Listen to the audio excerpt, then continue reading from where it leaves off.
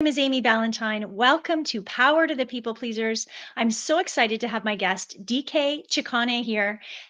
Welcome. Thank you so much for having me. Glad to be here. I'm so excited that you are here today because you reached out, having listened to the podcast, and have such a powerful message. You get why we're here, Power to the People Pleasers, and the reality that many of us actually can relate to being a people pleaser. And I'd love to know, before we Mm. get started, have you ever been a people pleaser, and how did that show up in your life? Yeah, so of course I contemplated this quite a bit, knowing that this would come up. I think, like many of your guests, people pleasing has been a part of my identity since my very young years. Um, in addition to being an only child in an environment where I think I was often playing the kind of peacemaker role with my parents and trying to kind of neutralize the situation, I think I learned how to be really in tune with how people around me were feeling, and then try to um, do whatever it took to kind of get them to be happy with me. And I mean, like, as a kid, you don't really understand like what the dynamic has to do with you. And Mm. um, at the same time, I was raised in a really an evangelical Christian household, and so there were a lot of um, expectations that were set from a very young age about the way we are showing up in an effort to please a higher power and also achieve a certain, standard of living with other humans. And also, there was just really this emphasis on kind of being a different female in the appropriate role dynamic. So I think those things together really laid the foundation for me. Um, but when I was thinking about this question and how I would answer it, it got me really thinking, because I always talk about how empathy is my superpower, Yeah. and how I didn't really recognize that as a superpower when I was in a corporate world, which is what I did before Pilates. Empathy was seen as really a liability. The fact that I couldn't have a confrontational conversation without having a thicker skin, was seen as something I Mm. needed to work on in my performance development. But in my current role, working exclusively with folks who are in chronic pain, being able to sense their emotions is an asset. So I do think that being able to tune in to folks and how they're feeling as an empath is kind of like one half of the people pleasing dynamic. Mm. But then the second half of it is then altering the way that you act in an effort to achieve a standard that's externally defined, whether it's in your behavior or um, how you define yourself, the words you choose, the actions you take. And then you end up sort of, and I think one of your recent guests said, sort of like handing too much of your power over to Yeah. that person. And so I feel like I don't know that I would even call myself a recovering people pleaser, because I think my people pleasing is probably part of my nature, and I don't know if it'll ever go away. And I don't want to lose that first half. So I really Mhm. think it comes to, how do we protect ourselves from the second half, either where we Yes. inadvertently put ourselves in situations where we're handing our power over to someone else, or we come into contact with a human being who actually senses that tendency in us and exploits it for their means. So Mm. those are my thoughts on people pleasing at the moment. I love it. I love it. And we're going to dig into that a little bit more. And I love that you shared that you're an empath and the relationship that has with your business. We're going to go there a little bit further, but I wanted to highlight that you are now a Pilates for pain specialist, focusing Yes. on individuals who are post rehab or with chronic conditions. And you shared, I want you to share about your own chronic story if you're open. You have a beautiful studio in Boston, Massachusetts, where you support people there. And you have a book coming out in December, I do. A Guide to Conquering Chronic Pain, Increasing Stress Resilience, and Reclaiming an Active Life in December. So that is super exciting. And when you have that link, you can send it to me so I can update the show Awesome. with Thank you. that link. That's so exciting. Yeah, thanks. It's an exciting journey. Mhm, mhm. So I'd love to dig in a little bit more to your experience with chronic pain and how you actually got to Pilates as a supportive tool for you. Yeah, sure. So my chronic pain story started quite young, actually. I was only 13, and I was dancing really regularly at the time. I had dreams of going into musical theater Wow. when I grew up. That was my, be on Broadway was my dream, Wow. and I actually had a sort of out of nowhere a really a surprising back spasm in the middle of a performance of a musical called Godspell, Wow. with a local theater company. And it, kind of took my breath away and kind of sent that lightning bolt, that like classic lightning bolt feeling up my back. And then I ended up, after the performance, icing and heat packs and lying on the living room floor with my legs up and just being kind of like what is going on, right? And so Mhm. my parents did their best to try to figure out how to help. I mean, of course, as a 13-year-old, and I had no car accident, like there was no reason to think that there was anything structurally really wrong. Yeah. So we all just kind of assumed it was like a muscle spasm of some kind, but there was really no understanding of what caused it. But that kind of played out as a pattern through my teenage years, and it would come and go, and it would be the same thing, like 3 to 7 days of just being really uncomfortable, and then it would subside, ice and heat and whatever, going to a chiropractor. And I never really figured it out. I did eventually have to put dancing on a shelf because Mm. it was just like too inconsistent. It was too inconsistent. I couldn't show up in the way I wanted to.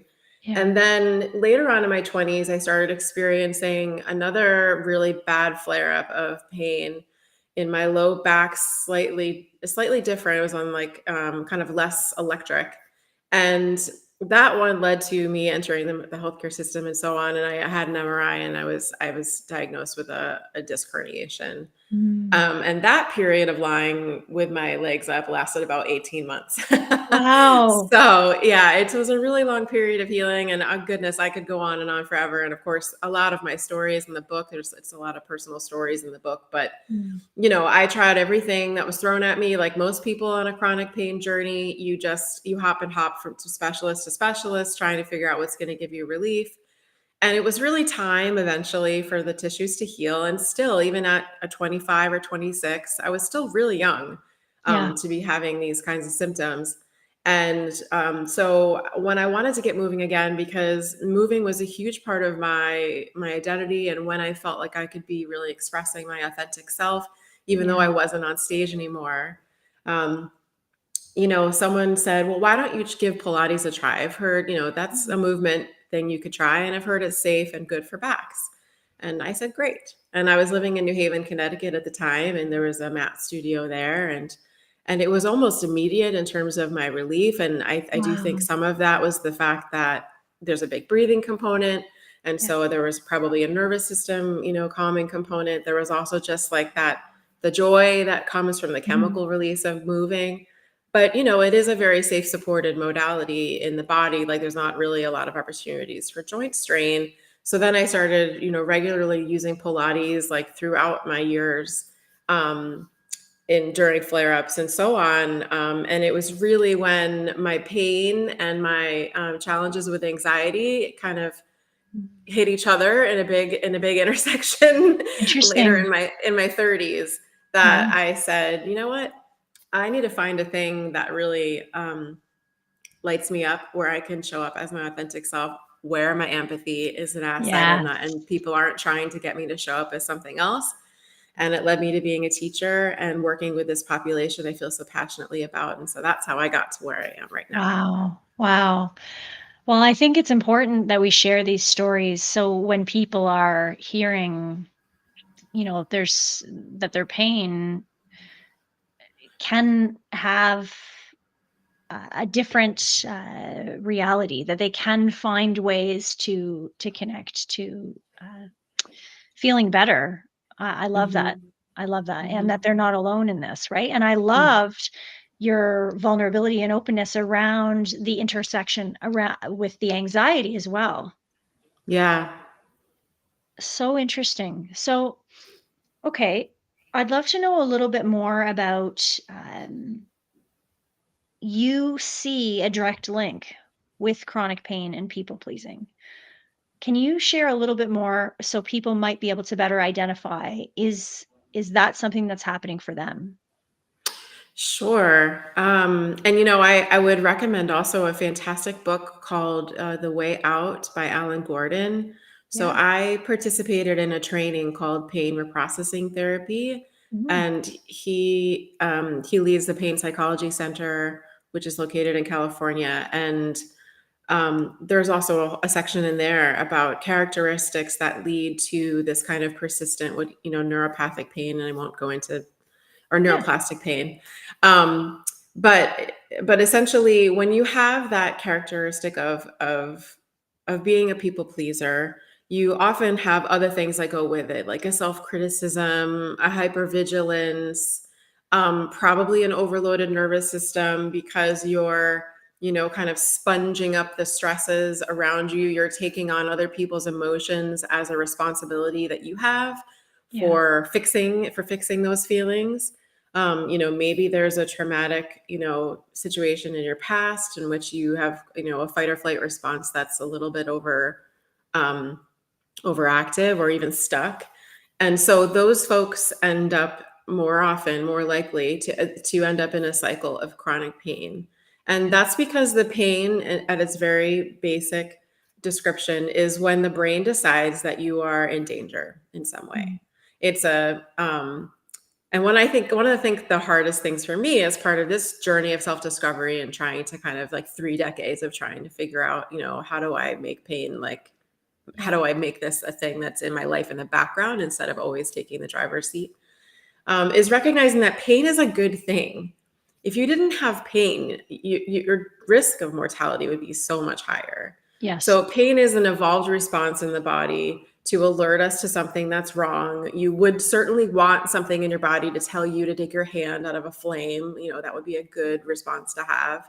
The challenge is that we sense fears all around us, we sense threats all around us, and so that kind of panicked, hypervigilant, behavior that often comes with a people-pleasing nature, or like I said, the trauma of neglect or avoidance or something in your childhood that led to a people-pleasing response, is living there in the body. I mean, I know The Body Keeps the Score is like a super Mm. popular book at the time, or at this time. And I think it's awesome that people are reading that because, for so long we've not taken into consideration what having unprocessed, unresolved emotional experiences underneath the surface is doing to the nervous system. And the Yeah. nervous system is what alerts you to pain. And I know that this is true because, going after, like I said, that kind of anxiety, pain collision that happened for Mhm. me Yeah. was tied to me feeling like I was being asked to show up as an inauthentic version of myself. And I think that as a people pleaser, that's just really common because you're chameleoning all the time and you're trying to solve other people's needs. And so, having to accept that was kind of a challenge for me. But, I started to recognize it. And then when I started working with populations in pain, the thing that just comes up over and over and over again is the fear Yeah. and the kind of ways in which they've been prioritizing other people's needs over their own. And then once they make that commitment to prioritizing their health, and once they get themselves in a situation where movement is not a fearful or fear-inducing situation anymore, the pain goes away. Yeah. And that, or it becomes, just kind of like I like to say, it's like a static in the background. I Mhm. mean, you know, It's it's there, but it it's not like the only thing that you're able to experience. right. Right. And Okay. someone else I think was saying, it comes like a neutral, and it's like a neutral sensation. Right. And again, Alan Gordon talks about that in his book as well. It's like we have sensations all the time, and your brain is making a decision if this is a threatening situation, like a tickle on your arm. Is that a threatening Yes. situation or sensation, or is it really pain? And so when you've experienced those fearful situations over and over again, your brain may become kind of like uncalibrated to Mhm. a soft touch, or, something like a stretch in your body. I would have people who first come to see me call that a pain, and it's Mm. really a stretch, and for some people that feels very soothing and safe. Yes. And I Yes. think, and not to just to go on too long here, but I think another big part of this is that when you're a people pleaser, you tend to disconnect from your physical body because you're so tuned into the needs of other people that I think we kind of put things in the back burner. Yes. Um, and the inability to connect with your physical body, the inability to actually pick up on early warning signs that your stress levels are high, that you're, I think of certainly what we went through with COVID, and so many people were just kind of like heads down, just let's just work, let's just, pretend that this looming threat Giant isn't thing. happening. You know Yeah. what I mean?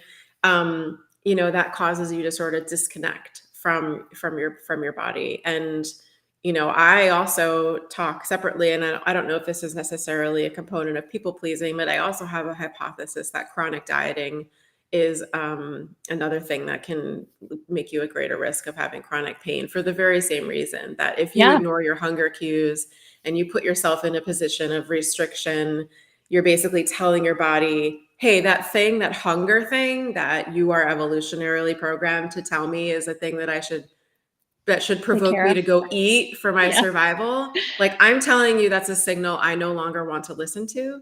Mm. And so then you're sort of shutting out all of your body's attempts to communicate with you. Yeah. And so, so much of my book and just my work with clients is just even like being able to embody your vessel in a way that's trusting and supportive, and where it's okay to say, like, what I need in this moment is it can be the priority, and that's all right. Like, it's actually Yes. healthy and good. Yes. Oh my goodness, so many powerful things. I'm like taking notes of all the like, yes, let's go back to that. Okay, so I'd love to know your experience as an empath. You mentioned, and I'm summarizing, to body communication, where people Mhm. are, listening. I'm summarizing that whole piece there into the words body communication. How does being an empath help you support people reconnect to that body communication? Yeah. That's an awesome question. I think because I'm always watching people move from the lens of what's happening underneath the surface. And I'm looking for the I can't moments. Because the I can't moments are those kind of entry points to transformation for chronic pain, in my opinion. Yeah. It's sort of like the equivalent of exposure therapy for someone who's afraid of snakes or, Yeah. anything. It's an exposure to whatever trigger is causing your pain. And people don't necessarily even notice that they're having those moments. Sometimes it's very profound and, they're Yeah. like, no, I can't do this. Hmm. But other times I'm watching, like, facial tics, or I'm watching to see if the fists are clenching, and I'm sensing how the energy in the room changes. Like, even if they suddenly become short with me, um, Mm. I really take that as like, okay, we're getting into something that's making your nervous system bark back with a little bit of fear. And so I think the ability to sense that is definitely tied to being an empath. Yeah. It also means I have to learn to flush whatever that is after the fact, and I'm still Yeah. learning that. Yeah. Um, but yeah, that's a big part of it for sure. Wow. Wow. So in our conversation where we met, you and even in your introduction today of where people pleasing has come for you, you talk about two sides of people pleasing. And one of the things that you brought up when we had met was around creating boundaries. I'd love if Mm. you can share what are your couple tips that you might give to your clients around creating boundaries that support getting back, getting to a place of the pain not being forefront. Yeah, boundaries, right? A Mhm. lifelong a lifelong endeavor, Yep. honestly. And one of the things I think that came up when we first spoke, that was a real awakening for me in my experience. So, reading and just trying to figure all this out is when you get to these questions in these books or whatever, and they're like, write down what you really desire. And then you're just sit there and you go like blank page. Like, you're like, Yep. You're like, you might be a people pleaser if someone asks you what you want and you just go like blank. So I think that that's step one. Like, I think you do Yeah. have to know. And one of the most powerful things, and goodness, at this point, I can't remember the source, but one of the most powerful things for me was setting a core set of values, of 5 Mm. personal values. And I actually do talk about this in the book too, like as a first step of, if you know what your core values are, it helps as a rule, like a ruler against which to make decisions for your Yes. time. Yes. And I would ask, if your own health and well-being doesn't show up in your core values, that's a question that I would like to dive into with a person, because Mhm. literally we only have this one vessel and it's the thing that makes living possible. So hopefully it falls in there somewhere. Yeah. Um, the other two things I are about, especially when it comes to movement, is to really not have a non-negotiable in terms of your time. And I'm surely we all hear this from people, but I would say that it's more important that it be daily, and 5 minutes than, Mm. 3 times a week in an hour, because Yes. then it really becomes something that breaks up the cycle of the stress. And also just, you will start to become habitualized to the chemical response in such a way that you might crave it, but it might be Mhm. a challenge at first. And then if you're a people pleaser, I would suspect that maybe you are also what Gretchen Rubin would call an obliger, which Mm. is her the book, The Four Tendencies, which is that book that talks about ability to hold ourselves accountable to things. Yeah. And so I definitely identify as someone where, if there's external accountability, meaning somebody's relying on me to do something, like, not even a question in my mind, I will be there. If internally I set an accountability, like I'm going to get up at 5:30 and journal or something, I will never do it. Like, Mm. it doesn't even matter. I mean, I have a room full of equipment and like I have to set boundaries with myself to make sure I get in here. Yeah. So I think being true with yourself about what is your accountability framework that works for you, Yes. and figuring out a structure that allows you to do that. And so for me, someone who's like has an external accountability, like having someone who texts me at 10 a.m. every day and says, you know, did you do your workout today? Or having a buddy to walk with, Yes. enlisting or deciding to forego an expense over here because I'm going to pay for a personal trainer, not because it's a luxury and I think I'm like Yeah. I'm indulging, but because literally I need that to show up. Yeah. So I think we have to be really honest with ourselves about what habit change requires, and then just remember your why. Like, remember why you're doing this. And it's, if you even want to put it in the lens of, listen, DK, this is all really great, but I'm a mom right now and a career person, and I'm up for promotion, and I have 800 people depending on me in my, this Yeah. is for later. I think I would just remind you that you are going to show up as the very best version of yourself if you prioritize your health and fill your own cup. Yes. And if I would argue, people might debate me, but I would argue that if you had to pick a single health promoting behavior out of all of the ones that are available, Mm. regular movement is the number one. And it affects all of the systems of the body in terms of improvement. It affects your mental health. I mean, ditch the supplements, girlfriend, ditch the cleanses or whatever else. Get your body moving and you won't regret it. Yes, yes. Well, and you know what I love that the way that you're describing movement, I always call it movement also, not exercise, Yeah. because of the stories that many people tell themselves about the word exercise, right? I love that you use the word movement also. And I love also what you said about 5 minutes is better than 0, right? Like, let's get into that frame of mind of, if I have a couple of minutes to stand up and move my body while at work, Mhm. or in between. I even talk about, these busy soccer moms.